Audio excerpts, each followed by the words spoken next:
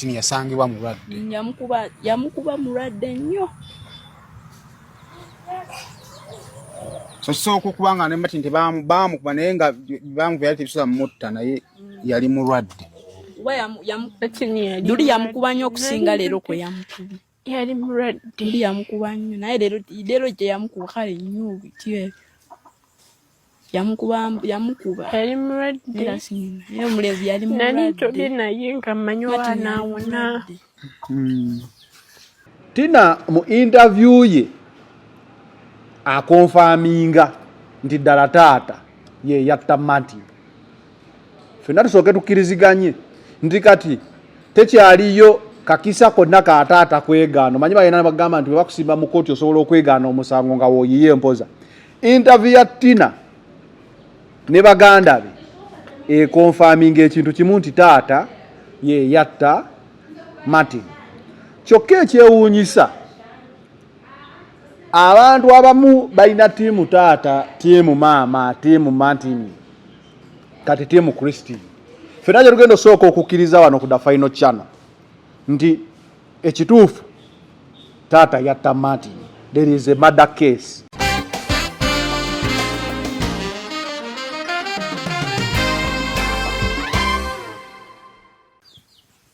Ngani pe kwa lusi simaina manya. Nga mulemerako naye ng'abiza. Ng'asesema. Kigaji. Ekidera n'asesema. Yali mulwadde. Basema biringa bimyufu. Nga nageza. Nsonyiwa. Nga n'omwemerera nga era yamala ebbanga tali. Yali talyanga mulwadde nga talina apatayiti. Ngamwa kumemwanga amenvu era ge yalyanga n'amazzi era ng'asesema. Mu kaseera kwa kitaala temwamugamba amazima kyali tekisoboka. Kyali tekisoboka kuba yatuuka nga tatunyonnyodde lwaki atukuba. So abaana abadde bawa interview omulenzi n'agamba abadde nga asesema nga yetugulayo ku Makerenda nga talya yali mulwadde ku myaka omusajja gy'alina. Nenyinyonnyola omulenzi gy'annyonnyola nti Martin abadde mulwadde nga asesema omusaayi ku myaka gyange I can know a sick person. Omuntu abanga asesema musaayi nga mulwadde tekikwetaagisa musawo okusooka kumukebera kulaba bulwadde bwe. Kitegeeza osobola omusanga n'otegeera ng'olinga omulwadde. Omuntu asobola okubeera n'agamba gundi olabika nga ayinamu ka stress. Naye okukunnyonnyola bano abaana gye bannyonnyola balaga Martin yamala ebbanga nga mulwadde. In my reading oba my understanding nsuubira nti wensanga omuntu omulwadde ku level ey'okubanga asesema ng'omusaayi I can tell nti omuntu ono mulwadde. You can tell omuntu omulwadde ali mu mbeera bano abaana gye bannyonnyola. Kuba Katonda aleetayo ekyomusaayi kuba defense oba aliwo mu interview ezo waliwo yayogera nti Martin yava omusaayi mu kamwa. Kati omwana kugamba abadde nga asesema omusaayi. Baagala kujjawo kiri nti yamukuba okutuuka okusesema omusaayi. Kyegambye nti bazze ku defendinga taata waabwe. Oluusi bamudifendinga kuba taata asigala taata niwabanga mutemu. Ennaku eziyiseewo zisobola okulowoozesa abaana bano katuwozeewozeeko tutaase taata tumuggyeko ekyobutemu. Naye ate mu kuwoza bongedde okuincriminatinga taata nti yakola premeditated murder. Yajja akyetegekedde kuba yali amanyi it wasn't accidental anymore by the fact nti ozze n'omuntu n'oggalawo n'enzigi wategedde mwali walina kujja na wa buyinza oba omupoliisi n'ogenda ku poliisi n'odeeta omupoliisi mugende munkwatira omuvubuka ali mu nnyumba yange. That is what the law says.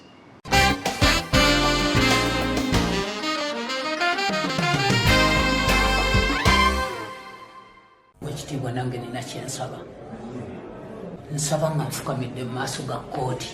Nsaba Mukama Katonda Kitange enneenenya olw'ekikolwa kye nakola.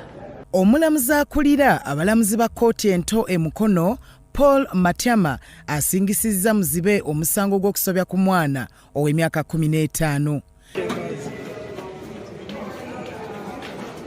Ivan Birungi ow'emyaka 44 ye yasingisiddwa omusango oluvannyuma lwa ye kennyini okukkiriza mu maaso g'omulamuzi nti ddala kituufu yasobya ku muwala ono. Oludda oluwaabi nga lukulembeddwamu Josephine Nanyonga lwategeezezza kkooti nti Birungi yalagiriza omuwala ono okuva mu kyalo ng'ategeezezza bazadde be nti yali agenda kumuyambako ku mirimu olw'embeera ye okuba nti muzibe. Wabula nti oluvannyuma lw'okumuleetera omuwala ono mu Kampala gye yali akolera ogw'okusabiriza okusobola okwebeezaawo, mbu yapangisa loogi gye yasula n'omuwala nga mu kiro yasula mu Kabasanya. Bino byaliwo ennaku z'omwezi 3 omwezi ogwa February omwaka 2026. Mbu oluvannyuma lw'okumukabasanya ono yatiisatiisa omuwala nti singa anaabeerako gw'abuulira ajja kumugoba addeyo mu kyalo. Nanyonga ategeezezza kkooti nti Birungi enkeera yagenda n'omuwala okusabiriza ku luguudo nga bwe baakomawo ekiro era n'atandikira bwe yakomye. Oluvannyuma lw'okuwulira bino, Birungi akkirizza nga bwe yazza omusango wabula n'afukamira ku maviivi ne yeetondera Katonda ne kkooti ng'agamba nti omusango gwe yazza agutegedde nti kituufu yakola ensobi. Ekitiibwa nange nina kyensaba. Nsaba nga nfukamidde mu maaso ga kkooti. Nsaba Mukama Katonda kitange neenenya olw'ekikolwa kye nakola. Neenenya ne maaso g'ekkooti kubanga ekikolwa kye bankozesa tekyali kirungi. Okusaba okwokubiri, Oweekitiibwa omulamuzi, nsaba ndi musajja muzibe. Mukomera sisobolayo, ntambula bankwatiridde bukwatirizi, Mutoyi bantwala butwazi, buli mulimu bagunkolera bukolezi. Okusaba okwokusatu, sizzanga ku musango gwonna gwe mulundi ogusoose, nsaba kkooti embeerere ya kisa. Omuzibe wa SB4 nga wamanyiddwa. SB4 waleeta muzibe ono okusaba obuyambi. I think I was among the first people abasooka okkuba ebituli mu muzibe ono. Era shonooza nagikola ne Farukaali. Naye ebiseera ebyo nga ekintu bwe kijja ku intaneti omuntu aleese story n'ogiddako nga bagamba ogibuukidde era nga bakwataakinga ttiimu ye. Era waliwo abantu abanga okwataakinga. Era mu mulundi ogwo omusajja yasinga okukifunamu obuzibu yali Vicky exclusive, kyali wange Vicky. Nga ttiimu SB4 emutwalaganya. Lwaki ffe twasooka ne tuwakanya muzibe? Muzibe vidiyo yasooka okubwamu ebituli nagijja ku muvubuka Kandoza mwami bamuyita Viking ku TikTok okwo. Yasooka n'akwata ka vidiyo n'agamba muzibe tenti nga nnungi, emiti nga giraganga egyakateekebwawo. Like muzibe nga byannyonnyola ebyamutuusibwako batubbe ettaka nali musajja mugagga nga sponsoringa bino maze emyaka bwe gitinga nsula wano mu kifulukwa.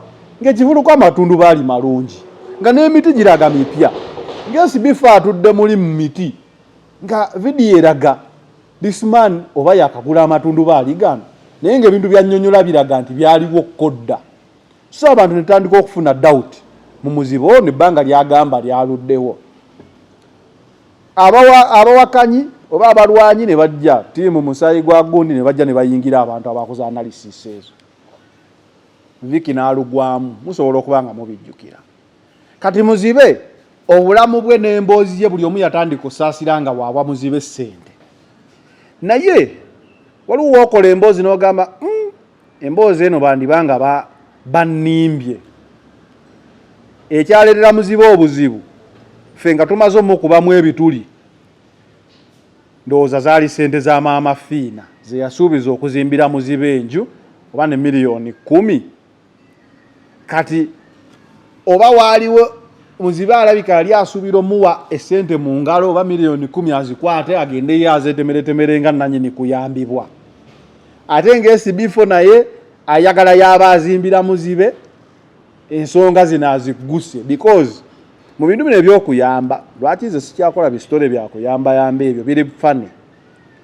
Weewa wewe ovunanyizibwa okuyamba omuntu oyo era n'osuubiza abagoberezi bo tugenda muzimbira ennyumba tugenda kukola ki omuntu oyo naye abaako n'obulamu obulala bw'aba nabo kati gwe otandika okuba nga weebanja ti muzibe ono namusuubiza ennyumba gundi namusuubiza kino challenge ekiri mu kola story nga zino kyokka n'oli atandika okulaba nga ye gw'okozesa okumufunirako nze gw'oteeka mu kamera abantu ne batuyamba ndowooza muze mulaba challenges Bruno-K zaafuna okitega Bruno-K SB4 challenge ezo zibeeramu nnyo kasitotandika story z'okuyamba dijja like abantu betuyamba ate bo balowooza nti oba gw'oli Jesus nti nvuza amafuta nzije kayunga yes ezikuyamba oli wagamba muwaddeyo emitwalo 3 sobola okujjako etaano egy'amafuta agagenda okunkomyawo ewuwo tweyongereyo okukola ekintu that is what you want to be told but nze nkutegeeza waki abantu bano abayamba bafuna nnyo obuzibu ne bebayamba oli abalowooza nti mukola emboozi eno gwe olina kuteekamu buli kikyo oyambe ye kyokka nga n'abayambi oli ayamba eri ayangu ogamba nti gundi oyo gwolese muwaddeyo emitwalo 10 webale nnyo gimuntwalire naye nga ate takuwadde sente zigenda kutwalayo muntu oyo ate nga oli togenda gamba nti oziweereze buweereze ku ssimu olimu amasimu gabeerako amabanja so challenge bazifuna abayamba nze kyokola nabivaako nalaba nga nteekamu sente zange nnyingi ababadde ku final channel kuno mujjukira project ze twakola emyaka nga 3 twagiyitanga Happy Faces Give a Smile project nga tugikola buli December ne tuyamba abantu abaavu oba abanaku naye nagenda okulaba nga nange nkubye yingini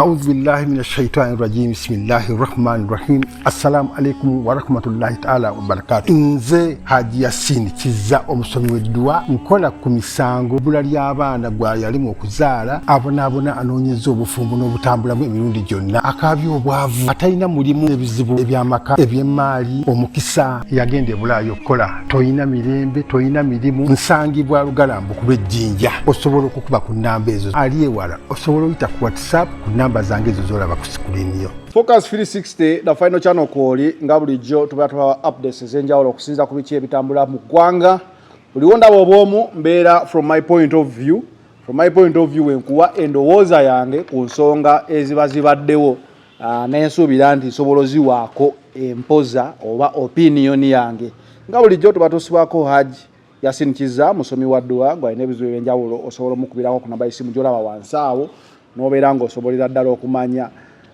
biki byoyinza okubanga okola okwetangira embeera eyo ebekutawanya akoledde abantu bangi era y'ensonga lwaki tukyali naye kuba obujulizi buvaayo Haji Yasin Kiza musomi wa ddua mukubireko nga bulijjo from my point of view nzija n'enkuwa endowooza yange lunaku lwali tugenda kwogera ku nsonga 2 zokka kekadde kensobodde okubeera nga nfuna njogereko tugenda kwogera ku nsonga ya Martin omugenzi interview kati ziweddeyo zetubadde tuliwamba ati no tusobola okuyimirirako okukola opinion yaffe ebe driven bulungi najja nemba waako kolumu wano endowooza yange but twawulidde maama twawulira taata taata naye avayo nayogera ku polisi tuwulidde omwana be bantu basatu kati tuwulidde n'omusomesa ensonga kati ekuta kati ya mwana muwala Tina eyavuddeyo n'akola interview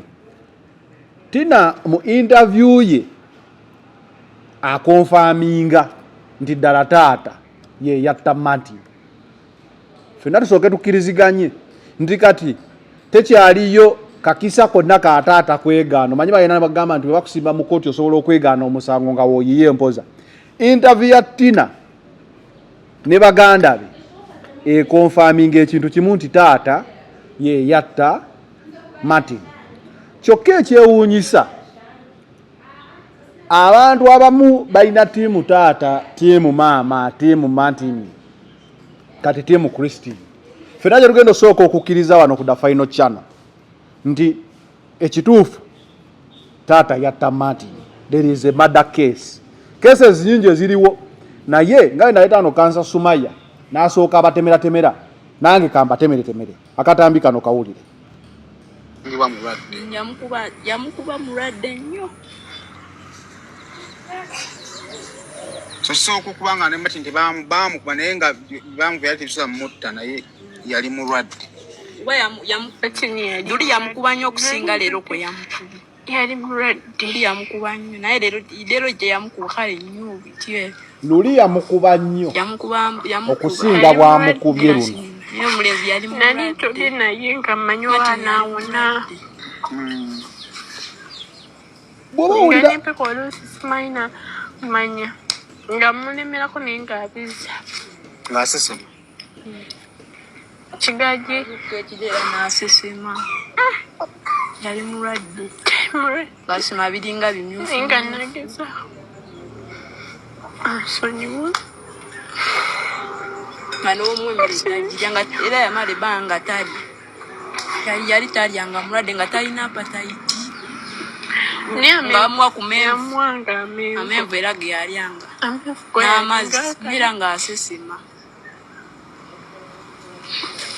mu kaseera akuwa kitala temwamugamba amazima kyali tekisoboka kyali tekinokuba kuba yatuuka tukuba nga tatunyonnyodde lwakyatukuba ogenda munyinyonnyolera kuba tata teyamukuba kigendererwa mbu amukubaamu yamukuba era amukuba lyoba wamala omukuba amutwalemu ku poliisi bino bagamba nti yamukuba okuva ku ssaawa emu simanya paka ssaawa 4 yamukuba tata yajja ssaawa 4 n'eddakiika zaalinga oba 5 kuba baali baluddeyo nnyo nga baana beebase mukirimu feeka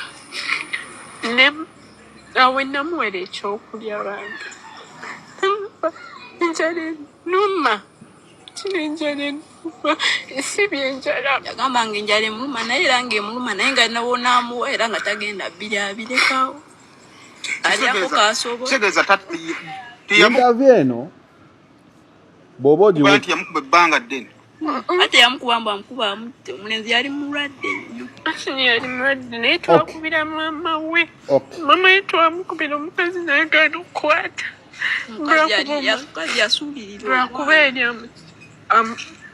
bubaali balina ebyemabega nga namukubira twakuba esimu masini olaba yatuuka n'apowa masini yatuuka n'apowa n'agamba kino obulwadde bwonsusiko nyamba kubire ku maama akimanyi maama we yalina sente yagenda singa interview ya Simon nagirabye era keeko kembadde mbazanyiramu my opinion about this interview oba ku baana abaana bye boogera tulabawo fault ya maama mbu yasuulirira mantini byambu ntekawo mbu naye tulabamu engeri y'okwagala okuteerawo taata defense nti kuba kati bo baana bato tebamanyi kye bakola ekisooka anyway bagenda kugamba omwana ali biro 18 years takkirizibwa kutunula mu kamera naye kati already yatunuddemu annyonnyola Tina nti yalabirira Martin n'alwala n'agula ku makerenda eyo yonna postmortem ejja bitubuulira obutuufu bwabyo because kyesaafunye omukisa saafunye kumanya mpeke ekize baali bagula zaali za bulwadde ki era ezaafikkawo ziriwa ebyo byonna mu kooti babikubuuza oba mu musango ekyo kimu Martin atuuse okukubira ku maama we bwabeera nga bamuwanga transport asesema akola ki lwaki tebaatuuka ku kirowoozo kya kumutwala wa maama we ekyo nakyo kisobola okuba ekibuuzo ekyokubiri maama Martin baba bamukubira amasimu record zijja kulaga so omusango gonna nga gulimu essimu ebyosooka n'obiteeka wali ebbali byoyogedde ne technology bwasobola okwapproving oba ddala essimu zaakubwa tujja kuba tutunulawo but according to my opinion ndaba abaana bano bakola interview olumu okutaasa ku taata waabwe kyokka ate nga bongera okuleeta obujulizi kukakasa okutta kwa taata waabwe okutta Martin. Kuba omulenzi agamba ku luno teyamukuba nnyo nga we yamukuba ogwasooka defense akuba, mbu omusomesa akuba, ne taata akuba. Waliwo akatambi ke nagwako juzi kaali ka afande Lushoke, oba ye Lushoke omwogezi wa poliisi, nga nnyonnyola agamba ne baticha abagaba corporal punishment singa babatwala mu mateeka musango. Kitegeeza omusango guno gukyasibya abantu bangi bwe bagenda into detail.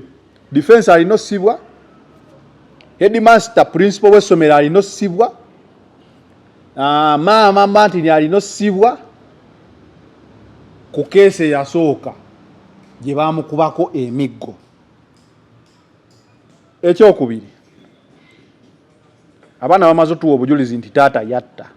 Bwe bakunnyonnyola enzija taata gye yajjamu, mbu yajja n'omukozi, omukozi naggalawo oluggi, taata ng'alina omuggo gulinga oguli mu kkooti, kitegeeza taata agenda okudda yajja na intention etta. Omusango we uti oba ogulaga, yajja na intention yakkuba kutta. Kuba kubamu akafaananyi, omuggo omuntu gw'aba akwesenga mu kkooti olowooza guba gwa sayizi ki? Tekaba kaswanyi, kiba kintu nga olaba batuuni. Kyobulaba mu mboozi eno walina bagamba nti ng'amukubye emiggo egiringanga egisiba antena. Omuntu yenna waba alina ekintu kyakwese muno mu batera ababbi, twalabyawo omubbi yasise ejjambiya okutema, like ekintu bwe kiba kitono kitegeeza kiba litho, kiba kigumu oba kiba ky'amaanyi okusinza ku kinaakola. Teri ayinza kukwata kaswanyo akagga akabonereza omwana ate n'akakweka mu kkooti. Kitegeeza taata abanguwa oba abakubi b'obufaananyi basobola oza taata yalina ekiti ekiringa batooni kyesobola okweka mu nkwawa mu kkooti.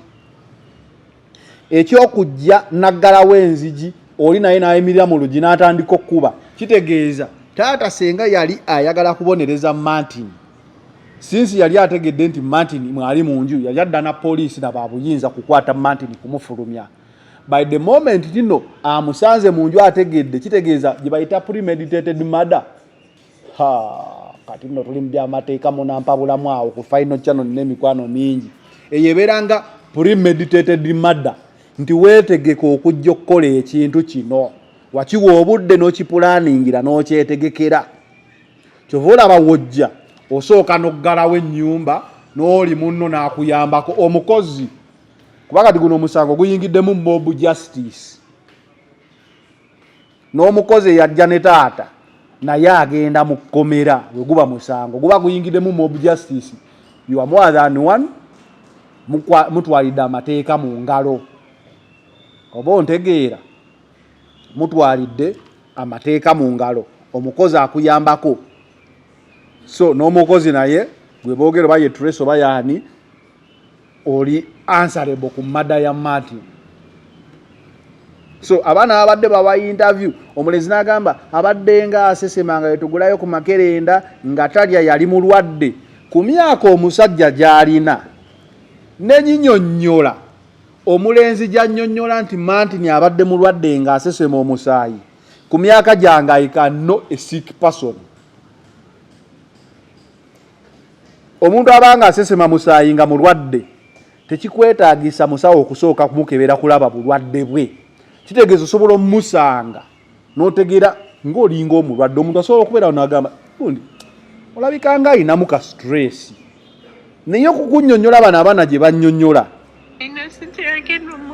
balaga Martin yamala ebbanga nga mulwadde. In my reading oba my understanding, nsuubira nti wensanga omuntu omulwadde ku level ey'okubanga asesemanga omusaayi, I can tell nti omuntu ono mulwadde. You can tell omuntu omulwadde ali mu mbeera bano abaana gye bannyonnyola. Kuba Katonda aleetayo ekyomusaayi, kuba defense oba aliwo mu interview ezo waliwo yayogera nti Martin yava omusaayi mu kamwa. Kati omwana kugamba abadde nga asesema omusaayi, baagala kujjawo kiri nti yamukuba okutuuka okusesema omusaayi. Kyegambye nti bazze ku defendinga taata waabwe oluusi bamudifendinga kuba taata asigala taata niwabanga mutemu. Ennaku eziyiseewo zisobola okulowoozesa abaana bano katuwozeewozeeko tutaase taata tumuggyeko ekyobutemu. Naye ate mu kuwoza bongedde okuincriminatinga taata nti yakola premeditated murder, yajja akyetegekedde kuba yali amanyi it wasn't accidental anymore by the fact nti ozze n'omuntu n'oggalawo n'enzigi wategedde mwali walina kujja na wa buyinza oba omupoliisi n'ogenda ku poliisi n'odeeta omupoliisi mugende munkwatira omuvubuka ali mu nnyumba yange. That is what the law says. Ekyokugamba nti Martin yakola trespass si kituufu because nga nali wano ne council n'abannyonnyola. Trespass is when you are not allowed. But once any person ali mu promises eza akukkiriza, it is no longer trespass. Abaana bano bannyonnyola balaga Martin abadde ajjawo nga be bamuwerokaminga kitegeeza takolangako ku trespass. Child to child sex, omuwala mu kunnyonnyola kwe takyogera. Alinga alaga nti Martin abadde amulabirira nga alabirira omuntu. Just olina mutima mulungi n'olabirira omuntu gw'otamanyi. But kyaliwo. Oba okitegeera. Kati katudde wali abantu bwe bagamba taata aweebwa ekibonerezo ekisaamusaamu. Senga postmortem report evaayo neraga nti Martin yalina obulwadde bajja kindikeetinga. But n'omulwadde tebattamutte. Tosanga omuntu nga mulwadde akutusa aweddeyo n'omukuba oluyina afa n'ogamba bajja kugamba abadde asigazzaako kawuzi. Ebeera mada. Just balina kukyusaamu ne bagamba kale woba ofunyera oyo omulungi n'aguzza ku assault n'aguzza ku balina bye baguzzaawo ne gukenderako ekibonerezo. But waneeno bingi nti taata yajja yeetegese kati guvudde ku mada ne gudda ku premeditated murder. Siri munnamateeka naye I have ideas. By the fact bazze ne bagamba nti taata yali jajja n'omukozi ng'alina ekiggo mu kooti yali yeetegese okujja okukola ekikolwa kino kye yakola. Yakiwa obudde n'akirowoozaako n'akikola mu ssaawa bagamba nti ajja ssaawa 4 ez'ekiro omuntu abeera eggulu. Kitegeeza yali alabuliddwako n'agamba kangende enkatte. Mu kwagala okudifendinga taata awo bayongedde omuincriminatinga in that side angle. Katudde ku angle ya maama. Maama bamukubira essimu yazaalukuka Martin biki ebibuuzo ebyebuuzibwa. Ticha we yali ayogera yaga Martin yali ayise ng'agenze mu form 6 naye nga tanadda ku ssomero. Naye baali bamusasulira fees omwaka mulamba. Kyokka ate omuwala agamba taata abadde atuwa $2.2 buli lunaku okulya. Ate ng'omusomesa agamba ate omuwala ye abadde tasoma. Kati simanyi taata akuwa $2.2 buli lunaku. Katubalemu wano $2.2 okumala omwezi ziba ssente mmeka? $2.2 bera 25,000 times 31 oba 30 $75,000 omwezi gy'abadde abawo okulya.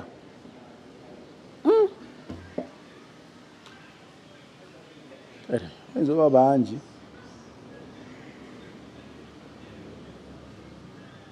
Simanyi. Naye nga ate omuwala akulaga nti ku ssente zino ate kwabadde ajjanjaba Martin. Kyewuunyisa nakyo ekyo. Kyokka ate maama wa Martin, kasooke tutuuke wa maama. Maama wa Martin abadde alaga nti abadde aweerera omwana we era abadde amulabirira era babadde bakola bonna ku dduuka. Kati maama nno naawe tugenda kukwata mukaawe. Kuba omuntu w'obadde okola naye ng'abaana bagamba Christmas yagiriira waabwe, New Year yagiriira waabwe, kati gw'obadde obeera ddi naye ku dduuka. Maama naye sitole ye erimu ebitegetege tetugitegeera bulungi. Tina byannyonnyola ku saidi ya taata wano mu kkuba asobola okuba yabadde awolereza ku taata kukendeeza ku kibonerezo kya kutta. Naye ate byanyumya ku ssomero w'Headmaster okuzaalukuka omwana. Sisuubira nti ate ebyo byo birabika byaliwo abazadde abamu bamanyi okweyogezaawo ng'anyiize Kyanaggwe senga nazaalamu ffene senga biki yewaki nyene kikusanga nga taatawo yayawukana ne maamawo kati akulina Kyanaggwe gende wa nnyoko ibiki toli mu baana bange ne maama na Kyanaggwe gende wa kitaawo. Those words might have been said because tubiwuliddeko ng'abantu babyogera ddala abantu abali mu single parenting eyo bajuliza nnyo agende wa kitaawe akole babyogera ebyo saawo nsuubira Tina talimba kuzaalukuse biki bataata be batera ozaalukuka si bamaama but eyo statement nayo abazadde basobola ogyogera mu busungu. Teacher okukuba we waliwo ngambye omusango guno gujaso bagugenda into detail gusobola okusibisa abantu bangi. Tine teacher asobola okusibwa oyo principal namulabako ewafala okusakozi ng'akola interview bakonfaminga nti yagaba corporal punishment eri Martin. Kyokka ate engeri omwana Tina gyayogeramu erinnya lya teacher kandi jjukire wano ayina we bamuwugira kungula ebira ddala omwana atawera ddala kitiibwa teacher oyo.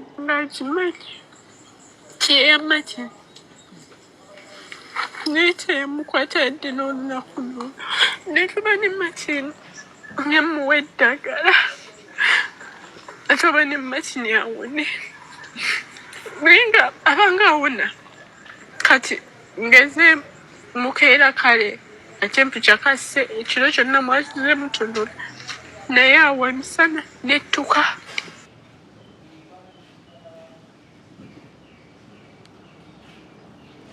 Ewe wayogeredde ku linnya lya teacher wano mwanyumiza ddala ku olwo twanyumya buli kimu nga Katonda oba alinga eyakitegeese kuba twanyumya buli kimu kye tuyiseemu olwamaze tulyako kuna n'akyusa essaati n'agiza ku mikukuju n'empale esooka tujjako ettaala nga okugiza ku bikuju kitegeeza yayagala kukawa nsi yebake.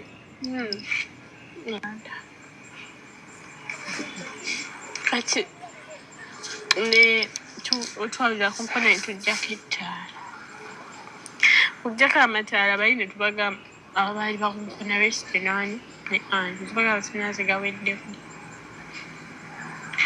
ne bajja ne batandika mutunoonye kando tunoonye kaato kati nze awo nafulumira wabweru nyingiza ebidomola ate mu kufuluma wabweru okugulawo olugi bulungi kati nange kyenakola nenyingira mu nju ate naggalawo olugi entuyingira n'atukuba kati abakuba yategedde dda nti mwali Martin mwali anti yali yamuinfomize kuba ajja ku budde bwebu anti bayitira ku mulyango gweno bo tata n'ayitira ku mulyango gweri omukozi yayogera mukozi naggalawo mulyango gweno tata n'ayingirira ku gweri naggalawo n'agamba mugukole ki taata okujja n'omuggo yali amaze okutegeera nti Martin ali munda si bwe yasookerako kitegeeza esooka kuba nozeeta olaba nijasi bigenze biwuna ekiseeza taata ate gwa kubye ku guno actually awaliwo ebibuuzo mwe mufuluma mutya yatukuba mu kutukuba ng'amaze nasooka tusindika mu kino ekisenge kye nali nsula ate jjo gaffe tusobola okwegulira sente etutumaze kyabula netukiggula kata ye yali ayingidde mu kisenge ekirala yagenze kujjayo ki Martin simanyi noba ani yamukama nti baali wansi mu kitanda bwe yayingira bwe yajjayo nakuba endu uno mulabye awo netwekuja netugula ninga anti ne mama rest nga tebaagala kale tufulume baagala batusigalemu batukube ffe bakyongere batukube awo mutwangu amangu nga amufunye netudduka tusoyita ku buyambi gwaddukira wako era waffe neggwa n'olusooka Christmas yagirira waka n'olusooka mu process eyo mwababiri mwali mwogera mu kwogera okwo nga temwogera on how to okutereeza ebintu anyway nyinza obutakuwa oba yena like wano ayingeri gyabadde ayitamu master nga tamuyita na mansita aba muyita mwami kawoyo ba mwami bichi ayina erinnya lyabadde amuyita nga tateekako na kya mwami gundi nankubira kizibu ssebo omwana okuyita mansita we erinnya nti Mutebi ndi Kawalya era kikunnyonnyola lwaki omwana ono abadde tasoma kitegeeza talinaawo fiya yonna wakati we na ticha we asobola omuyita any random name okitegeera kati Mama Martin nyebanga omwana byayogera nti ono yalire no Christmas ne New Year na biki ennaku zonna abadde abeera wabano n'obulwadde obubadde bumuluma Mama Martin alina obuzibu alina otukakasa ddala omwana byayogera bituufu oba si bituufu okitegeera then ye taata wa Martin taata wa Christine eno interview yayongedde okulaga nti oli mutemu era watemula omwana w'omukazi kwa bala bagamba yali mulwadde omuntu omukulu asobola laba omuntu omulwadde asobola omutegeera n'amulaba so whatever the case timu taata bamuwe ekibonerezo kitono nabagamba omulalu lwafa lwamanyikibwako nnyini ye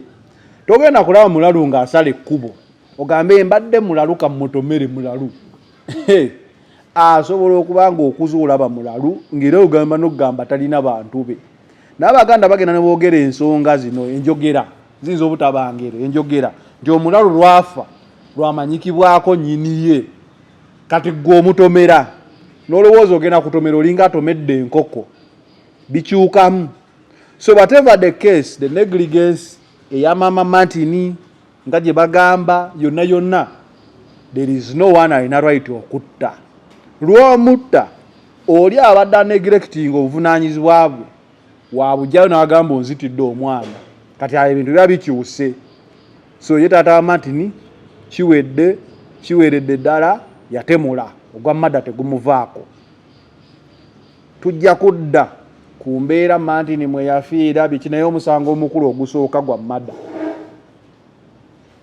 then mob justice eyinza obutaleka defense n'omusomesa none yajja like nalabako omusango ogwa mob justice gwali gwa ttaka ogwasibye olumonsi ekyalo okukimalawo nayo ingredient musango guno mob justice premeditated murder tata jane ekiggo kitegeeza already yali azze kukuba sina kuwuliriza yali azze kukuba nga ate bakugamba okuba nakyo tekikola tekikirizibwa so gwo nagwo musango ebeera assault ebeera corporal punishment on all angles okuba tekola tekukirizibwa taata alina omusango so batimu taata nti omusajja asonyibwe biki mama asibibwe ekyokufa kyo kisigalawo balenebe nga tweyongerayo ku nsonga ya Martin bwento nagirabye ne interview eno ey'abaana yabadde egezaako kuwolereza taata kukendeeza ku kibonerezo katudde ku bamuyita muzibe wa SB4 Steve nange nina kyensaba nsaba nga nfukamidde mu maaso ga kooti nsaba Mukama Katonda kitange ennene nnyo olw'ekikolwa kye nakola. Omulamuzi akulira abalamuzi ba kkooti ento e Mukono Paul Matyama asingisizza muzibe omusango gw'okusobya ku mwana ow'emyaka 15. Ivan Birungi ow'emyaka 44 ye yasingisiddwa omusango oluvannyuma lwa ye kennyini okukkiriza mu maaso g'omulamuzi nti ddala kituufu yasobya ku muwala ono. Oludda oluwaabi nga lukulembeddwamu Josephine Nanyonga lwategeezezza kkooti nti Birungi yalagiriza omuwala ono okuva mu kyalo ng'ategeezezza bazadde be nti yali agenda kumuyambako ku mirimu olw'embeera ye okuba nti muzibe, wabula nti oluvannyuma lw'okumuleetera omuwala ono mu Kampala gye yali akolera ogw'okusabiriza okusobola okwebeezaawo mbu yapangisa loogi gye yasula n'omuwala nga mu kiro yasula mu Kabasanya. Bino byaliwo ennaku z'omwezi 3 omwezi ogwa February omwaka 2026. Oluvannyuma lw'okumukabasanya ono yatiisatiisa omuwala nti singa anaabeerako gw'abuulira ajja kumugoba addeyo mu kyalo. Nanyonga ategeezezza kkooti nti birungi enkeera yagenda n'omuwala okusabiriza ku luguudo nga bwe baakomawo ekiro era n'atandikira we yakomye. Oluvannyuma lw'okuwulira bino, birungi akkiriza nga bwe yazza omusango wabula n'afukamira ku maviivi ne yeetondera Katonda ne kkooti ng'agamba nti omusango gwe yazza agutegedde nti kituufu yakola ensobi. Ekitiibwa nange nina kyensaba. Omuzibe wa SB4 nga wamanyiddwa. SB4 waleeta muzibe ono okusaba obuyambi. I think I was among the first people abasooka okukuba ebituli mu muzibe ono. Era shondoza nagikola ne Farukaali. Naye ebiseera ebyo nga ekintu bwe kijja ku internet omuntu aleese story n'ogiddako nga bagamba ogibuukidde era nga bakwataakinga ttiimu ye. Era waliwo abantu abanga okwataakinga. Era mu mulundi ogwo omusajja yasinga okukifunamu obuzibu yali Vicky exclusive, kyali wange Vicky. Nga tiimu SB4 emutwalaganya. Lwaki ffe twasooka ne tuwakanya muzibe? Muzibe video yasooka okubwamu ebituli najijja ku muvubuka Kandoza mwami bamuyita Viking ku TikTok okwo. Yasooka n'akwata ka video n'agamba muzibe tenti nga nnungi, emiti nga giraganga egyakateekebwawo. Like muzibe nga byannyonnyola ebyamutuusibwako batubbe ettaka nali musajja mugagga nga sponsoringa bino maze emyaka bwe gitinga nsula wano mu kifulukwa. Ng'ekifulukwa amatundu baali malungi nga n'emiti giraga mipya. SB4 atudde muli mu miti nga video eraga this man oba yakagula amatundu baali gano naye ng'ebintu byannyonnyola biraga nti byaliwo kodda. So abantu netandika okufuna doubt mu muzibe ono ebbanga lyagamba lyaluddewo.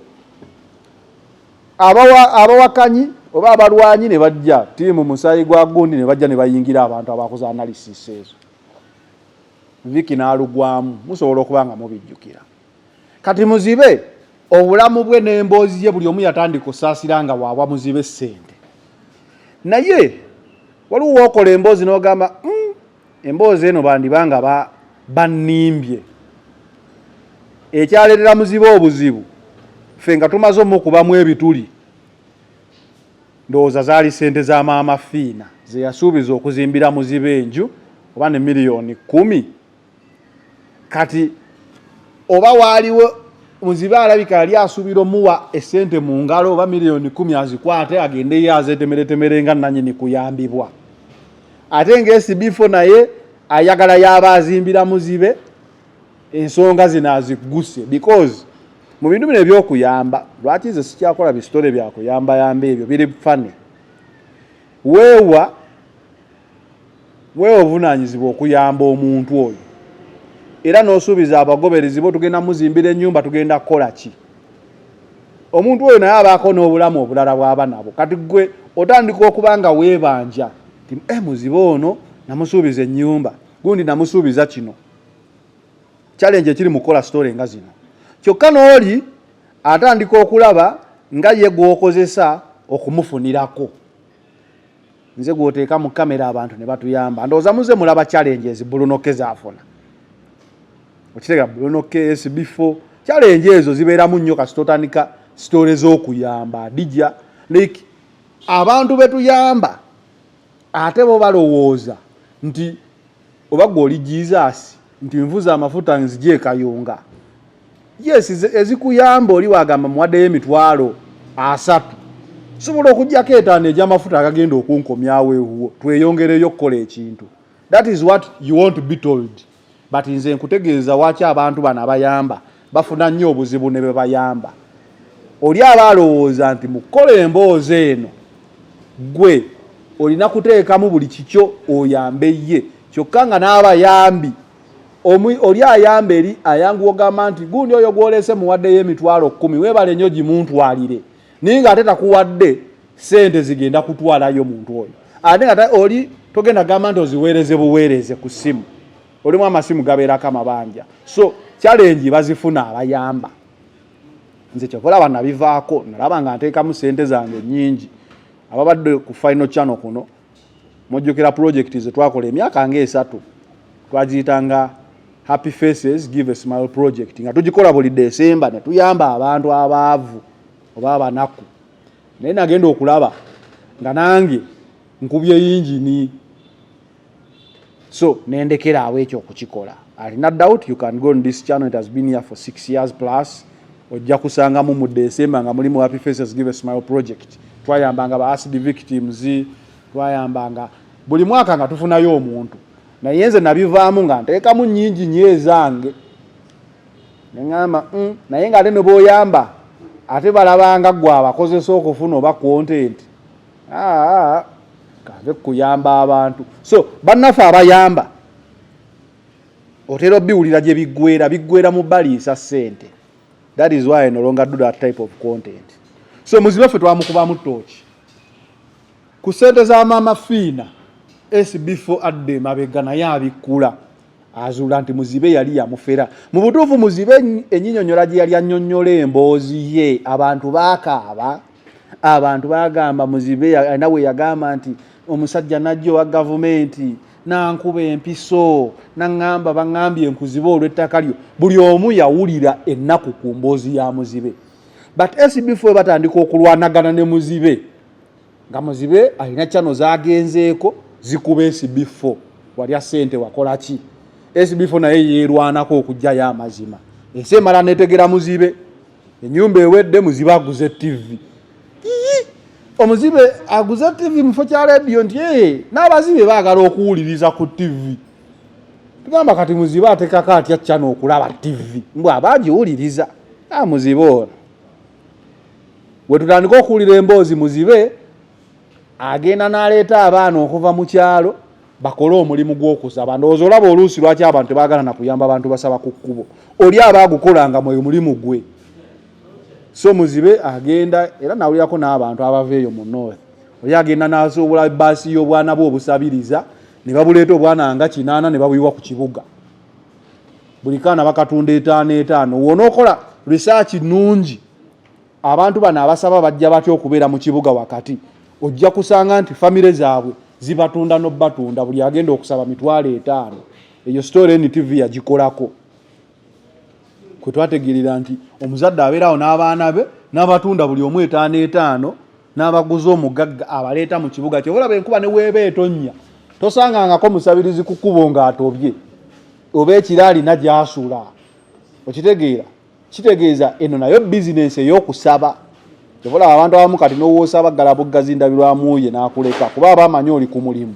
so muzibe yakolanga ekintu bwe kityo ng'agenda n'afuna abaana mutera nnyo olaba abazibe ng'alina amukwatidde akaggo asaba bw'asaba naye nga muzibe mbunga wamala akozesa omwana ono ennaku z'omubbi zibaana zitera okutuuka ne ziggwayo mu kulwana wano kyana kyagambye mu comment section nti muzibe yalabanga atya ekisododo ng'ate muzibe nedda ebyobutonde nga bw'ozibirira tosobola kugamba nti wazibiridde n'oteeka emmere mu matu so ne muzibe ow'okuteeka aba akola ki aba asobola ofiiringawo oba okumanyaawo nti naye yabikolanga ku bwana buno bwe yajjangayo okusabiriza paka akamu Katonda we yamuvaamu ng'emisana basaba ekiro n'agabula emisana basaba ekiro n'alya kati ng'afunye omukyala n'omusabi byatuuse mu kooti nga muzibe asibiddwa muzibe yavuddeyo nakkiriza nti omulamuzi nzikiriza naye nsaba Katonda nsonyiwe nakikola butamanya muzibe yagenze kugwa defilement kati agenze mu kkomera ebituufu kuba luli yanyumyanga ebyekkomera babba ettaka mubende ebiki nga si bituufu kati yagenzeeyo ebituufu finale muzibe ali munda ndowooza mulaba lwaki abantu ku intaneti kuno bagenda balekeraawo ebintu by'okuyambayamba abantu disappointments nga zino kuba kati abantu abateeka muzibe ssente baali bayitirivu kugambye story ya muzibe yakuba nekubira ddala okuba tegeeza ne trendinga laba jamalidde muzibe so bantu abamu mulaba n'ebizibu byabwe olumu abaera babyetegekera bali kusavinga bibonerezo byabwe gwe nojja n'oyamba so abantu abamu sigamba nti tubaleke nga babeera bali naye kino kikuba kya kuyiga ki nga gwe SB4 yejjeeredde Viki exclusive ndowooza naye yejjeeredde ebiseera ebyo waliyo nga n'amawulire bamuyitanga Sewajje oba ye Sewajje ng'alina channel gy'akolako eyo emubende muzibe eno gy'amalidde so abantu abamu bwe tuba tuyamba sigamba nti temwongerayo kuyamba naye twetegerezenga nnyo abantu batuuse batya mu mbeera eno then tusobole okubeera nga tusobola okutegeera obuyambi bwetaagisa oba tebwetaagisa. Waliwo omuvubuka gwe babbyeko booda yabadde wa Bulunoka eyo nga bamusondera ababooza owagira ani n'agamba ye muwagizi wa Museveni ogutali musango okuwagira Museveni but wabaddewo mixed reaction ng'abamu abasonze bagamba nkomyawo ntya ssente zange kabooza ako nako kanneewuunyisizza kannyomedde. Opinion yange kuyamba tuyige okuyamba nga tetufudde ku political affiliation y'omuntu wabula ate ne mu kuyamba kuno omuvubuka yabadde avuga booda nga ya mukama we ne bagibba nawulidde bamuyambye ne miliyoni zaweze oba 12 kati ate mukama we n'atabuka n'agamba kati nange booda yange gye babbye nayo asooka agisasule ebintu bino byewuunyisa mukama we abadde akuwa omulimu booda ne bagibba bwe bagibbye n'okaaba ne bakuyamba kati simanyi ababadde bayamba omuvubuka wa booda ono addemu afune booda agiddize mukama we oba badde bamuyamba okufuna eyiye nti mukama we yiye poliisi egira enoonyereza mukama we bamubuuza bakakubbako booda mmeka maama ate naye yatumaze amaanyi yagambye bakamubbako booda 10 booda ze ziweredde abaana okutuuka ku university kwegamba nalabye nga maama yayogedde namba naye ndowooza okuyisaawo obuyambi bwe bujje but ekituufu kiri nti omuvubuka oba awezeza miliyoni 12 kitegeeza osobola ofunamu booda 2 eya mukama wo simanyi myaka mwe yabadde kuba nandigambye nti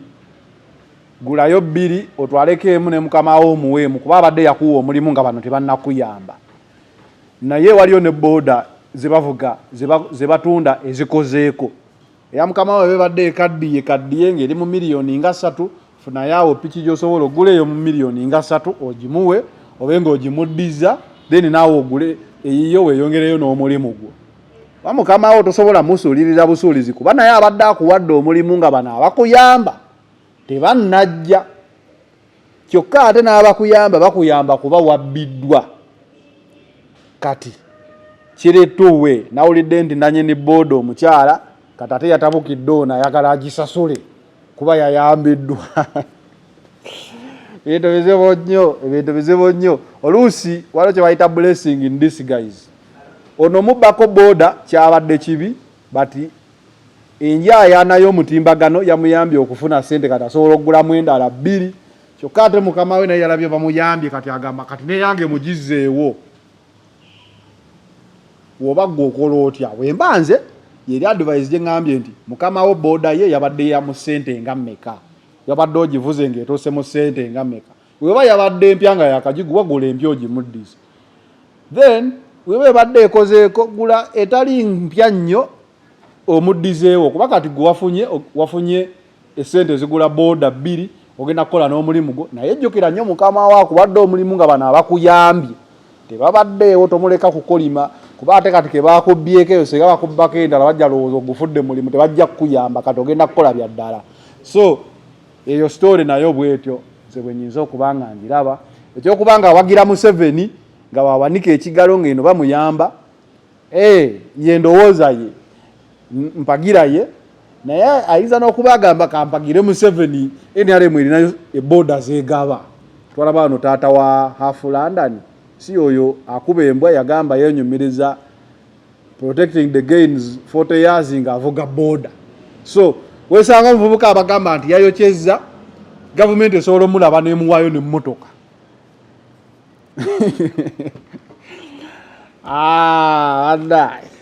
Kale but we don't know, right? That is from my point of view. We meet again on Saturday. I'm out. Owekitiibwa omulamuzi bampaayira kubanga n'amasanyalaze ku batuleta kuli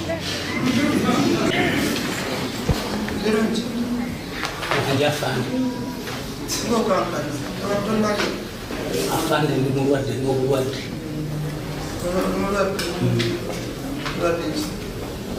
nina obulwadde bwendino lyebere nina omusujja n'erinnyo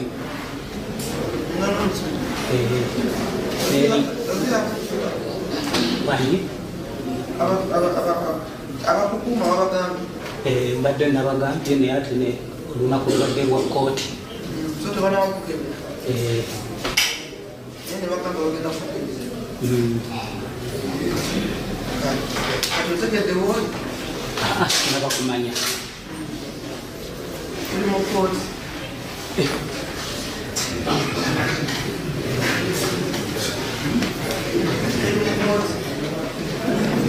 ngenda kusomera musango ekakubadde tonategeera nti omukooti badde sinaba kumanya utatawulira kugenda mu maaso obwedda mpulira aboogera nga manye tuli kukomera gye bali bantwala obadde manyi tuli kukomera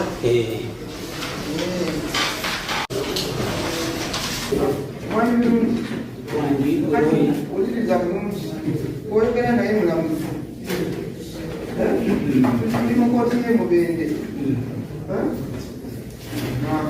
akati tugenda kusomeramu omusango gwe bakuteekako gwe bakuvunaana ojja tubuulira oba kituufu oba si kituufu. Mwami birungi Ivan oluma amanyirwa nga muzibe era ndi muzibe n'ebbaluwa zizino nzirina atuwuliriza omusango okusooka obuvunaana gwakukusa bantu nga kigamba nti birungi Ivan oluma amanyirwa nga muzibe mu mwaka gwa 2023 eMubende mu tawuni ekisangibwa mu Mubende district wawandiisa era n'opakira nga okulasa n'okukusa era n'okufuna nakato Claudina oluma amanyirwa nga nakatoho omuwala omwana w'obuwala nga ogezaako mubuwaze nga kugasa n'okumpanya okumuwamba era n'okubanga omwetabya oba omutwala mu kukola obwa malaaya oyo nakato Claudina oluma amanyirwa nga nakatoho mu ngeri ey'obuwaze n'okumukaka okuba nti omufumbiza. kituufu oba si kituufu? owekitiibwa omulamuzi nze siina muntu yenna gwe nali mukusizza kubanga nze ndi muzibe ntambula n'okunkwatako bankutte bukwasa kati ate naakukusa nti omuntu nga nange bankwatako bukwasa. Omusango ogwokubiri oguvunaana akabasanyamwana ataneekuuka nga kigambibwa nti birungi Ivan olwamanyirwa nga muzibe mwaka gwa 2023 ekyentulege kisangibwa munane muwola ng'egombola nga biri mu Mubende district. Wekitiibwa nange nina kyensaba nsaba nga nfukamidde mu maaso ga kooti nsaba Mukama Katonda kitange enneenenya olw'ekikolwa kye nakola. Omulamuzi akulira abalamuzi ba kkooti ento e Mukono Paul Matyama asingisizza muzibe omusango gw'okusobya ku mwana ow'emyaka 15. Ivan Birungi ow'emyaka 44 ye yasingisiddwa omusango oluvannyuma lwe ye kennyini okukkiriza mu maaso g'omulamuzi nti ddala kituufu yasobya ku muwala ono. Oludda oluwaabi nga lukulembeddwamu Josephine Nanyonga lwategeezezza kkooti nti Birungi yalagiriza omuwala ono okuva mu kyalo ng'ategeezezza bazadde be nti yali agenda kumuyambako ku mirimu olw'embeera ye okuba nti muzibe. Wabula nti oluvannyuma lw'okumuleetera omuwala ono mu Kampala gye yali akolera ogw'okusabiriza okusobola okwebeezaawo, mbu yapangisa loogi gye yasula n'omuwala nga mu kiro yasula mu Kabasanya. Bino byaliwo ennaku z'omwezi 3 omwezi ogwa February omwaka 2026. Mbu oluvannyuma lw'okumukabasanya ono yatiisatiisa omuwala nti singa anaabeerako gw'abuulira ajja kumugoba addeyo mu kyalo. Nanyonga ategeezezza kkooti nti Birungi enkeera yagenda n'omuwala okusabiriza ku luguudo nga bwe baakomawo ekiro era n'atandikira we yakomye. Oluvannyuma lw'okuwulira bino, Birungi akkirizza nga bwe yazza omusango